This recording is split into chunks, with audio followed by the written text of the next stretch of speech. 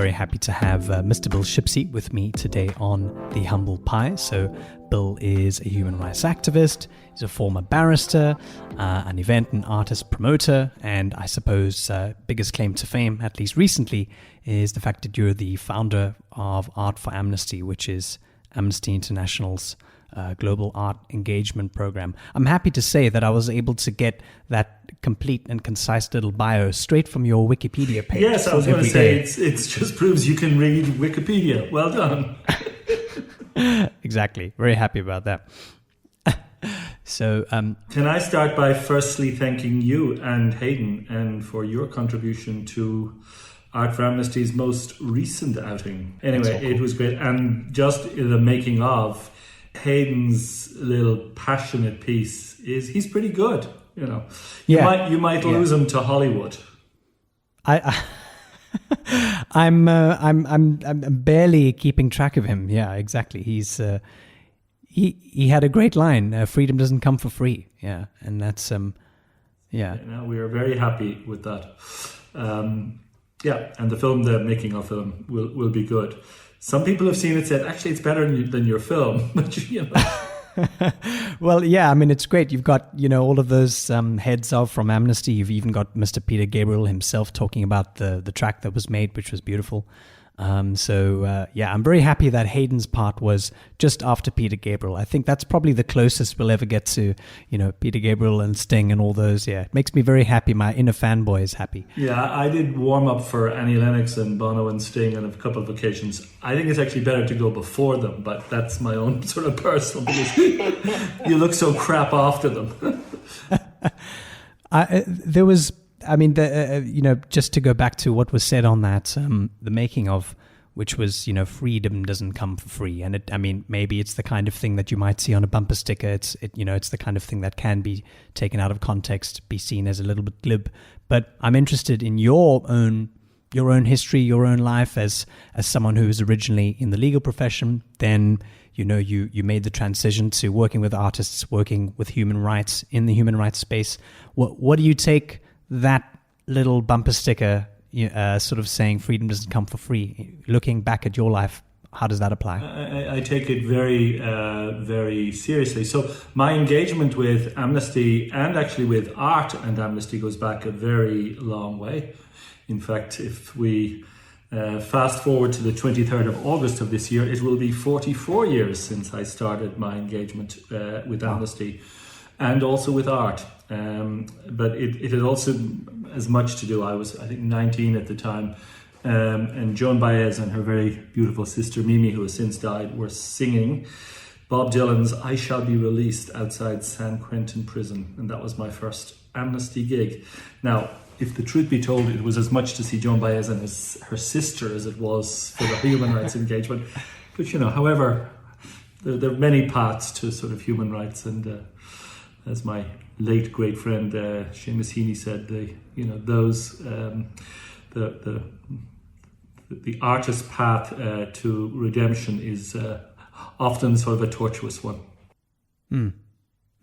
Absolutely. And so when you coming into the fray as somebody who was by trade a barrister, and I think you also had your own full career on that as well before you went into human rights space. From the age of 12, I wanted to be a barrister, and I think it came about, I had a maths teacher who tended to pick on the other kids in our Christian Brothers school in a little town called Waterford in Ireland, and I used to stand up for them. And there was a TV series at the time called The Storefront Lawyers about these young, idealistic American lawyers who did pro bono work, and she jumped on me as I intervened against her for the umpteenth time. She said, "If I need a storefront lawyer, I'll go and get one." So from that time on, I said, well, yeah, that's what I'm going to be, a storefront lawyer. So I went into law school at 18 in 1976 in University College in Dublin. And in 77, I started my engagement with Amnesty. Qualified as a barrister in 1981. Went straight to California and worked in a death penalty defense team because they still have it there. And in fact, my first time arguing a case before a jury was at the penalty phase of a death penalty case in 1981 when I was age 20 just going on 23. Was that in California? Yeah, in California. And it was a case of the People v. Robert Nelson. And Robert Nelson, our client, had just been convicted on 2 counts of first-degree murder with special circumstances. Not a particularly nice punk was our Robert Nelson, but in California they had a bifurcated trial system. You try guilt and innocence first, and then you try penalty. And if it goes to the penalty phase in the death penalty case, there's only 2 options: life without parole or death by lethal gas. So at the penalty phase, the lawyer I was working with said I, being younger, might appeal to the jury more. So I got to go into bat to try and... And how did it turn out?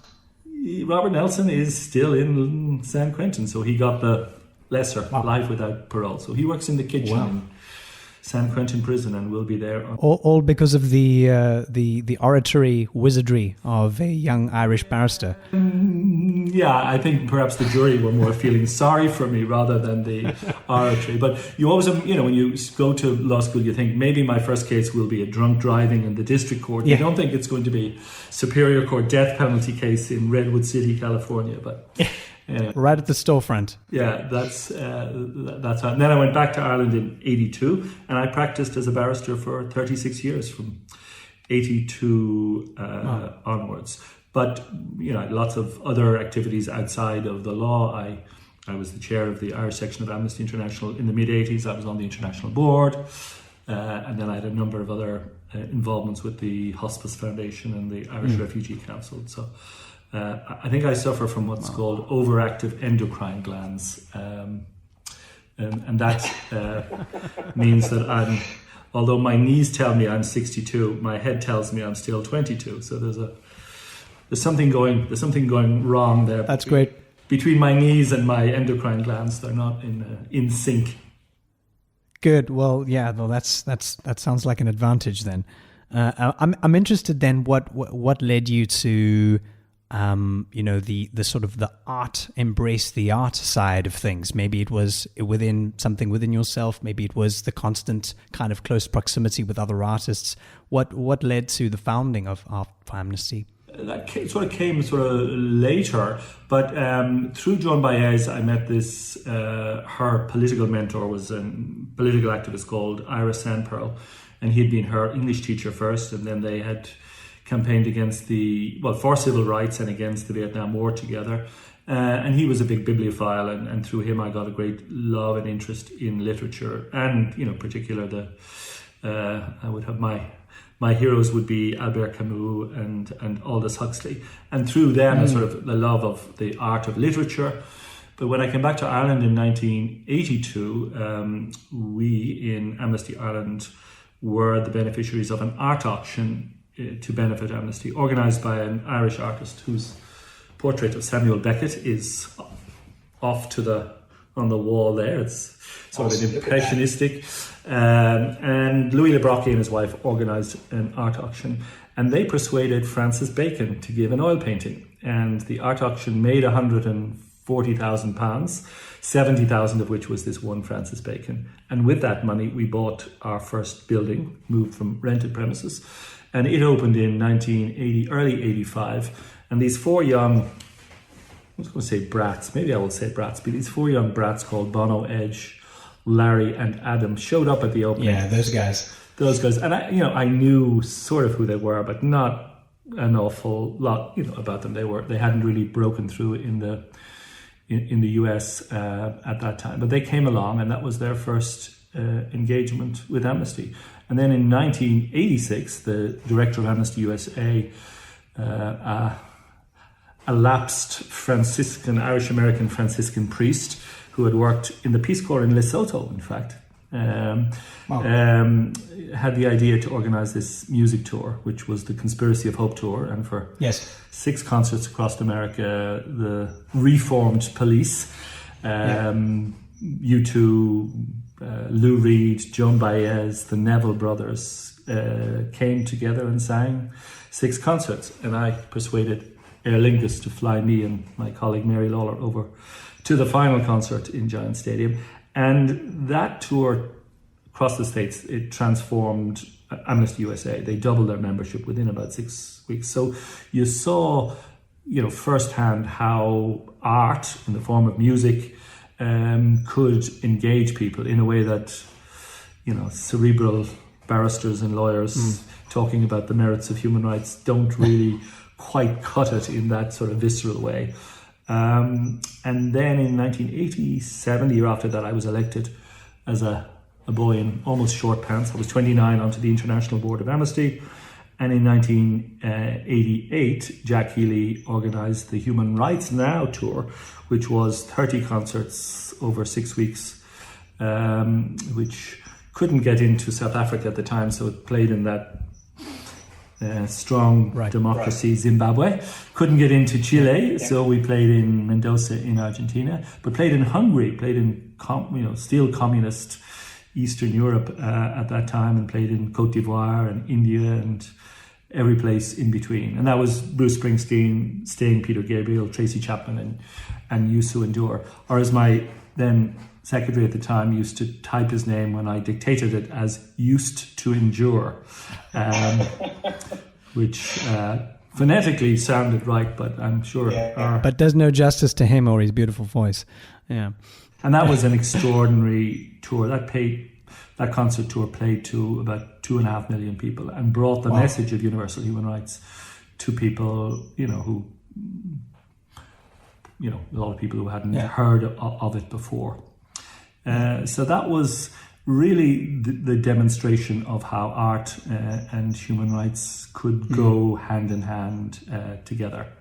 And then I was going to say I had 4 children. No, my wife had 4 children with some assistance supporting role for me. And during the 1990s, I was more concentrated on family and law and didn't do a lot of work with Amnesty in the 1990s. But then around the beginning of the 2000s, a friend of mine, Irene Khan, became the Secretary General of Amnesty. First woman, first Asian Secretary General of Amnesty. And she had been the protection officer for the UN High Commissioner for Refugees with responsibility for Ireland. And she and I had been her lawyer for refugee cases in Ireland. And she became Secretary General, and I, in a fit of, I don't know what you call it, madness probably, I said, what would you do if I raised $10 million for you and Amnesty? And she said she would do a lot. So then I said, I think it can be done if we engage with artists in a serious way, not just on a country by country or section by section, Amnesty section basis, but if we seek to sort of globalize the engagement with artists. Because I said, although you two are Irish, they don't belong to the Irish franchise of Amnesty any more than Sting or Bruce Springsteen or others do to England or the US or wherever. So we, in May 2003, I had the idea to start Art for Amnesty, and I persuaded the then Secretary General Irene Khan and 6 directors of the large Amnesty sections to go along with it. And that's when it all started. And some people still call it Artists for Amnesty or Arts for Amnesty, but I was very precise. It is art because it's art in all its forms that exists for Amnesty. And although it's not, it's not, obviously it's certainly not officially part of Amnesty International. It's not like a section or a structure. It exists only for Amnesty International. So we don't engage in any projects that don't support Amnesty. So it's different than the historical architecture of Amnesty International. I like to think it's sort of Amnesty International's sort of off-balance sheet special forces. Those within Amnesty International perhaps don't always see it that way. The late Václav Havel said we were the artistic wing of Amnesty International, which I rather liked as well. But it tries to adopt a more entrepreneurial, opportunistic at times approach, because democratic organizations like Amnesty, they're very understandably process driven, and they have they take their time to come to decisions. Whereas if you have something entrepreneurial driven, you've got to seize the opportunity. The project you and I most recently worked on, the Freedom Flight, is a case in point. I had a cousin in England who sent me the link to the celestial Hogmanay film that they had done for the New Year, last New Year in Scotland, looked at, and I thought, this is something that could work for Amnesty's 60th anniversary this May. Whereas, normally with big human rights organization, you need 2 or 3 years to put that together.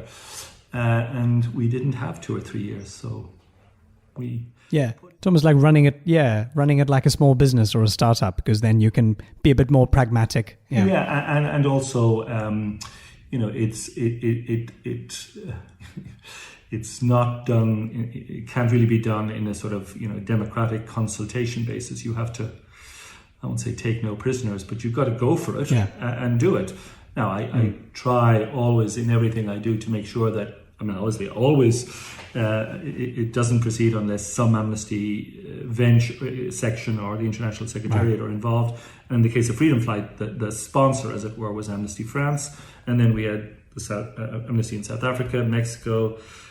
We're closed in India for the moment, but still had support from some of the members there, and Australia to back it. So I look after, I put the show together, and they provide the messaging and the human rights content.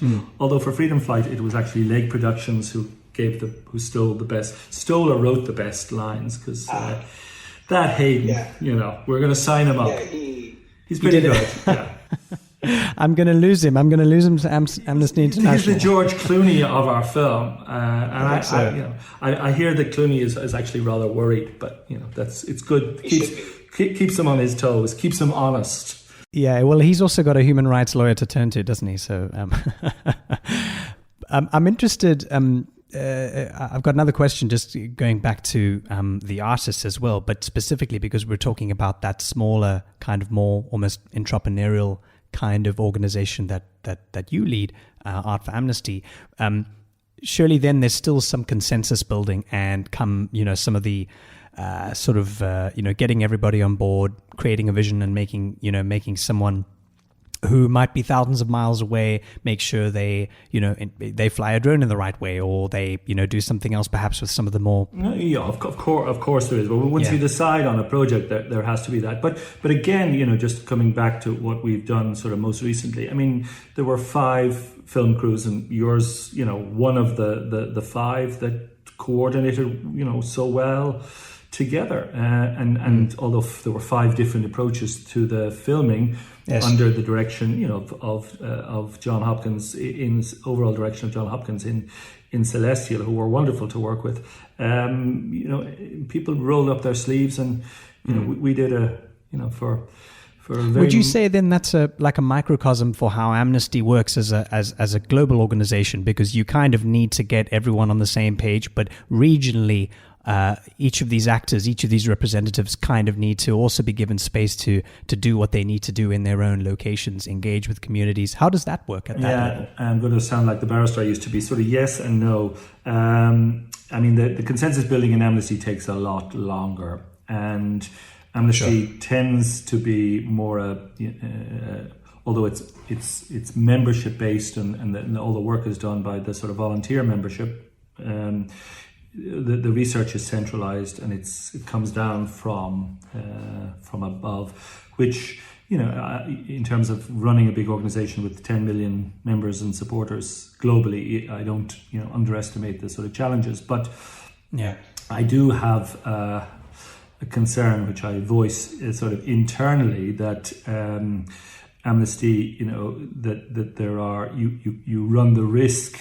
If you don't stay relevant and lighter on your feet, that you become you can get into this sort of descending spiral of irrelevance from which you can't get out of, because the world has changed, and the way people want to engage has changed, and the patterns of human rights abuses have changed, and Amnesty tries to keep up with that, but it's a real challenge.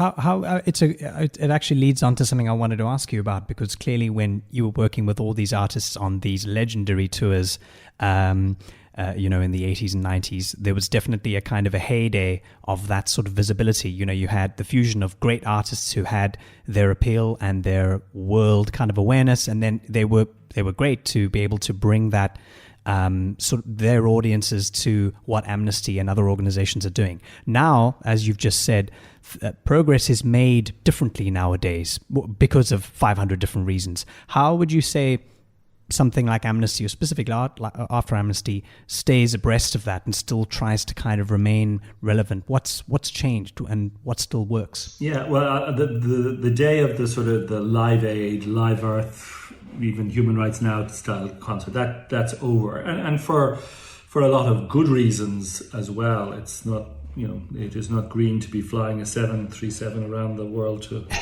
promote human rights when your planet is on fire. And also the change in the music industry has made it more difficult for artists to give of their time in that way. In the 80s, they made their money from selling albums, and they recorded, they toured to promote their albums. Now they don't make it from albums because people listen to it for free, even if it's illegally for free, so they have to make it for touring. So it's harder to get them engaged in that way.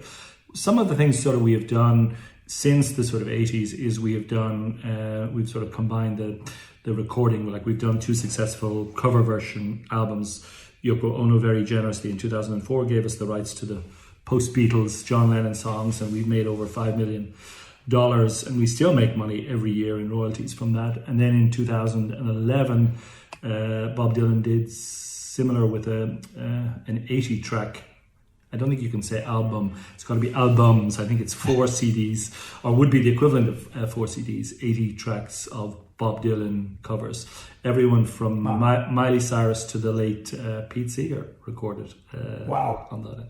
Everyone in between. And Bob Dylan very generously waived the mechanicals on that. Now, it hasn't made as much as the Instant Karma, but that's not Bob Dylan's fault. That's the fault of what's happened in the music industry, and the fact that we did a great deal with iTunes back in 2007. So we get 99 cents out of every dollar that. Okay, yeah, that's still something. Yeah. So that we've done that, and then there are obviously, to use the sort of cliche, social media is now much more important. So we try to engage with people who have a following on social media. For example, the Freedom Flight one, we have now, I think as of this week, we have it in 10 languages. And that really, obviously the film is the same, the music is the same, but the poem that's used has been translated into 20 languages, but we've had 10 of them narrated. Now, one of them is Nazanin Boniadi, who is a wonderful Iranian-born British actress, soon to become, I think, megastar, because she's playing the lead in the Amazon-funded Lord of the Rings, which is being filmed in New Zealand at the moment. So she's coming to a small screen near you in what Americans call the fall, and it's the most expensive TV series ever made. Wow. They seem to have one of those every year. Yeah, they do. Well, they outdo each other. And then for the Spanish-speaking world, we've got this wonderful Argentinian-born actress, Mia Maestro, Angelique Kidjo for the French version. And then, like in the Czech Republic, a wonderful actress called Anna Gislerova, who is, I describe her, she's the Meryl Streep squared of the Czech Republic, because she not only appears in every film, she appears in every play in the Czech Republic. But she's a wonderful actress. And then we have the narration in Mandarin is done by Badu Kao, who is a Chinese dissident cartoonist. He's not on Premier Xi's Christmas card list, because he normally depicts President Xi as Winnie the Pooh. And it's reported. It was that guy. It's that guy. Yeah. Wow. Okay. He's a great, that's some cred. Great cartoonist, but and probably I'm off the Christmas card list as well. But you win some. That's okay. You lose some. So different ways, and with sort of different sort of artists. One of the other sort of promotional ways we have promoted Amnesty is through these sort of low tech but high skilled tapestries, handmade tapestries that we've created 14, and then we've placed them in the modern temples or airport terminals. So Yes. that's where people go to pray and then to take off to the gods. And we did a very beautiful one, which Bono Edge, Sting, Peter Gabriel, and John Legend paid for, which hangs in the arrivals of Cape Town International. Beautiful. It's called Flying Mediba, and that was great. And that was my second engagement with South Africa for Amnesty, and connected with Mediba, because one of the things that Art for Amnesty founded was the Ambassador of Conscience Award in 2003, and that has become Amnesty's Nobel Peace Prize, so to speak, or its premier human rights award. And the first went to Václav Havel, the Czech playwright, dissident, and then president. And then in 2006, it was awarded to Mediba. So I got to organise the event in the Nelson Mandela Foundation in Johannesburg, got to meet him. And what was that like? What was he like? Everyone's got their own Mediba story. Well, not me, but... it was short and it was brief, but it was... there was a double sort of pleasure, because the late Nadine Gordimer presented the award to him. So the there poet, were these two octogenarian South African passionate activists, and she delivered just a knockout speech for him. And she's an absolute legend. No, she was. And in fact, the night before, I had the pleasure of sitting beside her for dinner, and I can honestly say, and I hope there are no women that watch your podcast, but she's the most amazing woman I've ever had dinner with. So I just, as long as none of the women who think they were the most amazing people watch your podcast, I'm fine. If not, I'm dead. I think you might have just been taken off a whole lot of Christmas card list right there. Yeah, that's the truth. She was an amazing woman. I'm interested just with all the how you've pivoted and how you've continued to remain relevant and engage all these artists, especially sort of artists who are nowhere near the kind of level of success as some of the ones we've talked about, which I think is a noble mission on its own already. But I'm interested now with how you've seen what happens at the top and what happens in stadiums and in concerts and in beautiful films, and how that kind of filters down to making real change happen. So on Amnesty's main website, they've got those sort of 3 steps, the research, the campaigns and the lobbying, and then they've got the action. How have you seen that actually filter down to stopping or at least reducing human rights abuses? Does it work? How does it work? What's been your experience? How it works, sort of, I don't know. I just know, and certainly, well, there's at 2 levels. In terms of sort of prisoners who have been released, I mean, you can never, it's very difficult to, in terms of cause and effect, did Amnesty cause the release? Sure. It's like the sort of bad joke that when this refugee arrives in the United States and he's asked if he has to prove he has a well-founded fear of being persecuted. And he says, well, how do I do that? He says, well, how about a letter from your dictator? You tend not to get letters from your dictators. Dear Mr. Shipsey, thank you very much for campaigning all these years. As a result of your activities, we've decided to release Joe X. It tends not to happen like that. But, you certainly do know that even the most despotic regimes are sensitive to their international reputation. They have to trade in the world. They have to, and I suppose that's one of the, I'm not here to endorse President Biden, but that's one of the disturbing parts of the Trump era and legacy, was that the despots of the world felt they didn't really have to look out for human rights because nobody was holding them, to account. And that's important. And the other side of it is prisoners who have been released. Some of them, don't know. They get the letters arrive to the prison and they don't get to them, but some go to their families. And just the fact that somebody is thinking about them is extraordinary. And just like Amnesty started in 1961, there's a wonderful Russian poet called Osip Mandelstam who died. He had the bad fortune to arrange a dinner party for 6 people, and he recited a poem that he had created referring to Stalin as the butcher of Georgia. Somebody snitched, and poor Osip ended up first in internal exile and then in the Gulag and died. But his widow waited until after Stalin died and wrote a 2-part autobiography called Hope Against Hope and Hope Abandoned. But the feeling that they had was that, nobody, I'm sure friends of theirs cared, but there was nobody to take action on their behalf. They suffered and died and were persecuted without anybody sort of caring.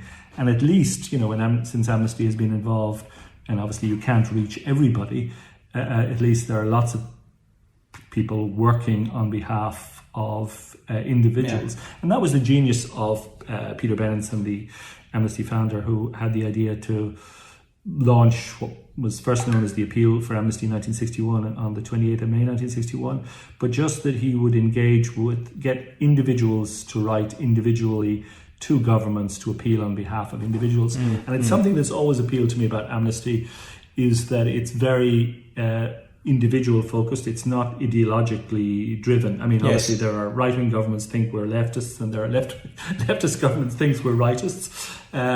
So when they both hate you, you're probably about right. But it's always appealed to me that it's been focused on the individual and individual sort of human rights. Because, when we talk about, the real peril of the last century was the belief in the collective good. But the collective good resulted in millions dying of persecution and starvation in China and Russia and many other countries. So Amnesty's focus on the individual and on the individual's rights is something that signals it out, and it's something that appealed to me from the get-go. Wow. I love what you said there, which is that standout idea that appealed to you, which is that idea that you can take collective action and move a massive boulder forward, but it takes individuals to do that, and individuals who can help other individuals. So it's not sort of directly trying to work with other bodies or organizations or countries necessarily, but trying to secure the freedoms and secure the kinds of rights that should be afforded down to the granular level, people on the ground every day, which is, I think, amazing when you think about the sorts of organizations and corporations that exist today, which are all about, like you mentioned, collective power and less of a focus on the individual, but more on the sort of the system that needs to be sort of preserved at all times. So it's almost about, similar to that idea of art being able to give, a voice or hope to the hopeless or to the voiceless.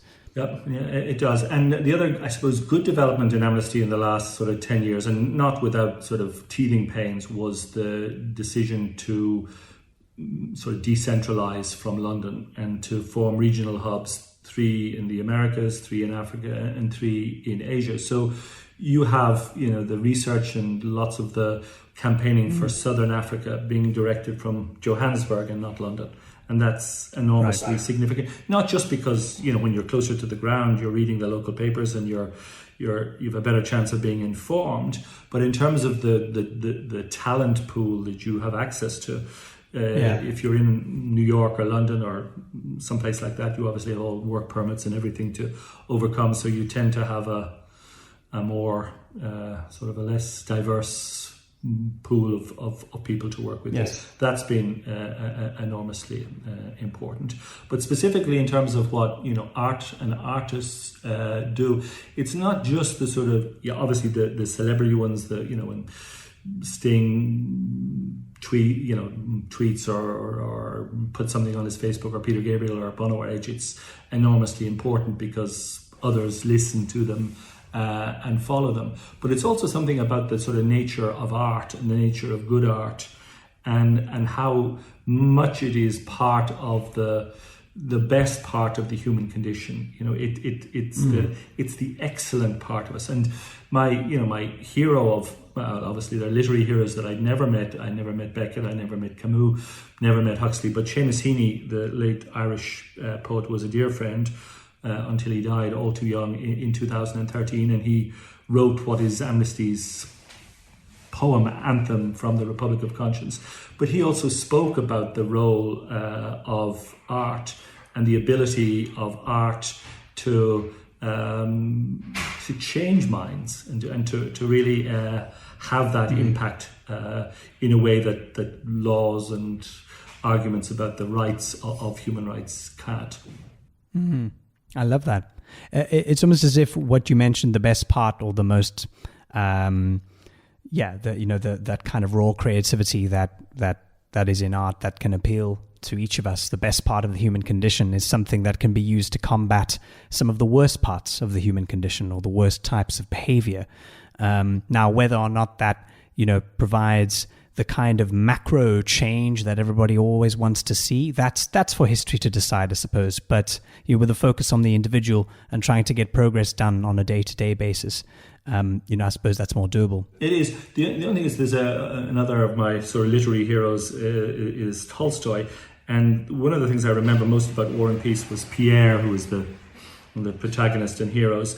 But he makes the point, even in the big battles, the turning points in those big battles can be, a French corporal picking up a standard as they're retreating, turning around and rallying them to go forward. So that sort of individual spark, even if it's at a really micro level, can have the macro sort of knock-on effect. And I think that's true also in terms of the way art, can inspire, and writers can inspire, and musicians and poets can motivate and inspire people. Do you think that there are ways that somebody who maybe doesn't have the misfortune of having human rights abuses done to them every day, but maybe they're everyday people, that they could take something from that as well? Because it's also easy to kind of feel and get to a state of hopelessness in the general malaise and the noise of everyday life. Sometimes it's about combating that too. I know, absolutely. It absolutely is. And it's one of the good things about Amnesty that there are, obviously, you don't have to give up the rest of your life to be sort of involved in it. You can be involved at sort of at a very engaged and involved and full-time basis, or you can be involved, once a week or once a month. But it's giving them sort of opportunities to be, to do things, and to give them opportunities to be a little better. Absolutely. And in terms of sort of what's next for you, what are you up to in the next sort of year or so? Are you going to be kind of frequenting a couple more events, or? Well, I think we've about 20 different projects on the books at the moment, very sort of diverse ones. I'm about to launch a 6-part memorial tapestry project for those who disappeared under Operation Condor in the southern cone of the Americas. It was I won't say CIA-led, but 6 of the right-wing dictatorships in the 6 southern... Is that anything to do with the mothers have disappeared, or is that so? No, it is. It certainly... But there were lots of disappearances, particularly in Argentina and Chile. Yeah. But there was also a clandestine operation of cooperation between Chile, Argentina, Bolivia, Paraguay, Brazil and Uruguay, where the secret services of those 6 countries cooperated with each other. So if you were Chilean and you fled to Argentina... The Argentinians found you were there. They would tip off the Chileans, and they would allow the Chilean Secret Service into Argentina to kill you. So even though you fled and you thought you were safe, you weren't. And it started in November 1976 on Pinochet's birthday, when they got together in Santiago, and about 66,000 people were murdered in the course of Operation Condor. So we are calling this Condor Rising. We are trying to take Condor back from that. A bit like, I don't know if you know the U2 song Helter Skelter, where Mr. Hewson says Charles Manson stole this song from the Beatles. We're stealing it back. So I'm stealing the Condor back, or at least trying to steal it. So that's one of them. We've just launched a wonderful book with Italian artist Matteo Pericoli called 60 Windows on Elsewhere, 60 Refugees, 60 Views, where 60 refugees from around the world, including, as he was at one stage, Albie Sachs is in the book. Yes. the South African lawyer. The South African lawyer who lost his leg in a car bombing in Mozambique. So we invited 60 refugees from long ago and then very recently to send photographs of the windows where they now live, and then Matteo Pericoli does an architect's drawing of their view, sends it back to them, and then they write a 300-word story on their journey from. It's beautiful. It's really. I'll actually, if you don't know how your Italian is, but I can send you a copy in. I'll have my Google Translate ready. So we have a myriad of projects. We're doing a partnership with Magnum Photos. They are creating what's called exhibition in a box. Big artistic and photographic exhibitions can be very expensive to run. So Magnum came up with this concept of a cardboardish box with 20 of their iconic photographs, 2 of them from South Africa. And they will rent them for 2 years for about €2,000, and you can mount exhibitions in your schools or universities in the country. It's a genius idea because normally it's only the very big venues that the big cities in the wealthy countries that get to mount Magnum exhibitions. So that's another one we are working on. Then we have working with a Czech glassmaker to make a freedom candle, a clothing designer in the US to make a beautiful blouse designed by a young Belgian designer. So a myriad of different projects, small and large. I love the concept that you're sort of attacking, eating an elephant one bite at a time, kind of attacking it, from all sorts of areas, using as many local small scale collaborations, even though a lot of them aren't small scale, but sort of just almost encirclement, the same kind of ideas, the same sorts of causes that still need attention. But, not just, with rock concerts as it might have been 20, 30 years ago, but now all sorts of art, all kinds of, people can be involved. Yeah. I mean, I think you're very kind to say that I'm trying to eat an elephant. I'm vegetarian, so obviously it'll have to be so am I. A vegan elephant. But no, joking aside, one of the sort of the writers I like, writers and then campaigner to try and find those who've been responsible for the Holocaust was Elie Wiesel. Yeah, he said when he was young, he wanted to change the world, and then as he got older, he was happy if the world didn't change him. I'm in that second phase without a doubt, but happy, for that. I have one sort of last question, really, even though I'm sure we could probably end up talking for hours. But you mentioned something in the beginning that the pattern of sort of human rights abuses, I suppose the pattern of many types of human behaviors, has evolved and continues to evolve compared with where it might have been 20, 30, 40 years ago. To what extent do you think someone can still make a change on an everyday basis? The concept of everyday heroes, people who don't have a podium, is there the ability for them to change some of these bigger behaviors, do you think? I absolutely, well, I certainly, I believe that there is. I mean, when talking about the sort of changes in sort of patterns of human rights abuses, I mean, when Amnesty started, the focus was on trying to get prisoners released who went into prison and were held there, for a long time. And then in the 1970s, you saw more and more the use of disappearances. They didn't even bother to imprison you; they just got rid of you. So that's that's sort of different again. So the way governments sort of response, the way repressive governments response has changed, and now some don't even they don't even pretend to to cover it up and to care about it. But I mean, if I didn't believe, or if we didn't believe you could affect some change, you might as well. I mean, unless you believe we belong to some sort of suicide club, you've got to do something. It also reminds me of the sort of joke of the anthropologist meeting the lemming in north of Lapland, and the lemmings, for some reason, at a certain point in time, all, as you probably know, jump off a cliff. So the anthropologist says to the lemming, God, it's extraordinary. I've been studying you all my life, and the one thing I just can't figure out is why you do this. And the lemming says, well, that's funny, because I've been studying human behavior. I can't understand why you don't. But at times, I can't understand why we don't jump off the cliff, but we got to keep moving.